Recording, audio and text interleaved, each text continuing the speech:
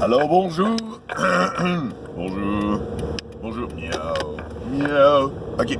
Alors bonjour, ici Bruno Tremblay pour la chaîne Atomic Fusion, mais aussi pour le RPG A Week numéro 22 de la saison 2. Ça fait beaucoup de 2 dans une phrase, mais c'est parfait. Ok.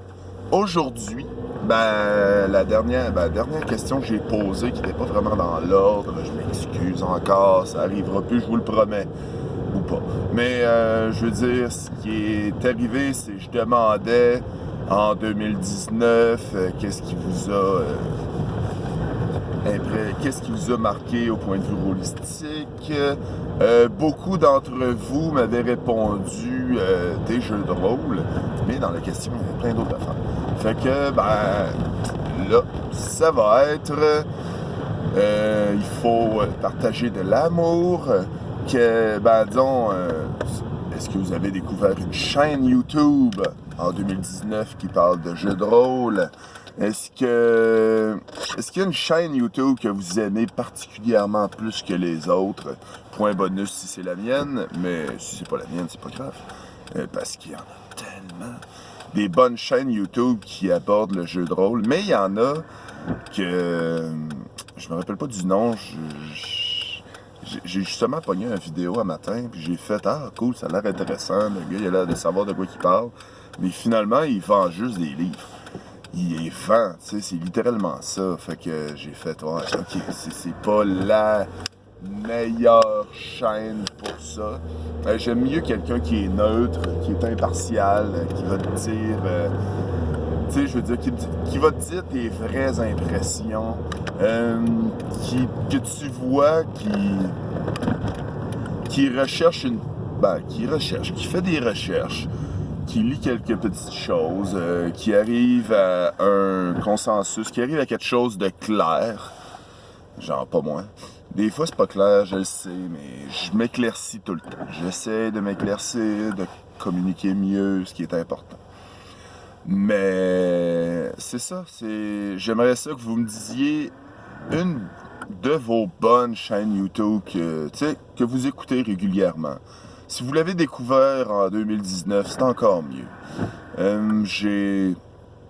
Moi, j'en ai beaucoup que j'ai un amour inconditionnel, que quand ils sortent une vidéo, il faut que je les écoute. Ce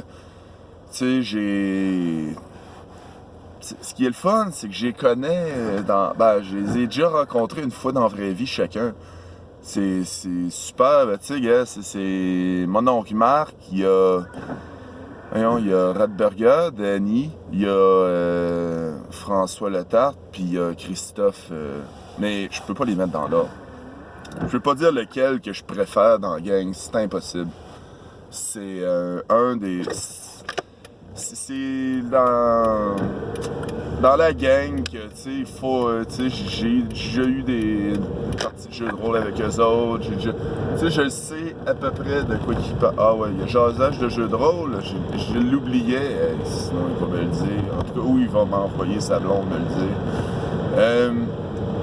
Ce qui est important, c'est qu'ils ont des belles opinions, même si l'opinion diverge de la tienne, tu peux écouter, ils vont pas te dire t'es un cave de penser, t'es un cave de penser de penser pas pareil que moi, je veux dire, c'est ça qui arrive, tu peux arriver dans les jeux de rôle, ce qui est le fun, c'est que tu peux diverger d'opinion, mais c'est pas grave. C'est ça qui arrive aussi. C'est ça qui est le fun. Moi, je suis rendu pas mal plus d'un PBTA. Puis oui, j'en parle, j'en essaye. Il y en a quelques-uns. Il y en a un que je vais trouver, que je vais faire. Les autres vont faire, non, moi je touche pas à ça, mais moi je vais faire, wow, ok, moi je vais l'essayer, lui. C'est comme j'ai eu un beau, achat compulsif de jeux de rôle récemment à l'imaginaire, puis je me suis dit, ok, je veux l'essayer le plus possible. Et pour les essayer, il faut que je les lise. J'ai une limousine que j'ai achetée. Ça a l'air quand même bien, pas trop épais. C'est un jeu à autorité narrative partagée. Ding! Puis aussi, c'est d'après ce que j'ai compris, c'est qu'il y a un docteur puis des patients ensemble qui ont pris un médicament qui était pas encore complètement à point, en fait. Ouais, je parle des mots le matin, c'est pas grave. Il n'était pas testé, puis tout. Puis bref, ce qui arrive comme effet secondaire, c'est que tous les souvenirs sont partagés entre les personnes.